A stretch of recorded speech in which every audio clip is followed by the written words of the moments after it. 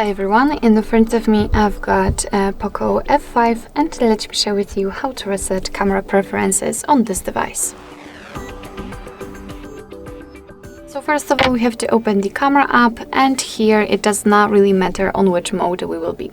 Just enter the settings. They are here under the three bars icon, and then tap on the settings. Now we have to scroll down to the very bottom to find a restore default settings, and basically I forgot to say about that. I hope that you can see those grid lines. I've applied them before I've started the recording, and it is because I'd like to show you the visual evidence that the reset option will work. So basically they should disappear, at least I hope. So let's enter the settings. As I said, scroll down to the very bottom and tap on restore default settings. Tap on OK. And as you can see, I hope, the camera settings flashed a little bit. So now we can go back to check. And here we've got actually the very first evidence, because your device will ask you to allow the camera to access the device location.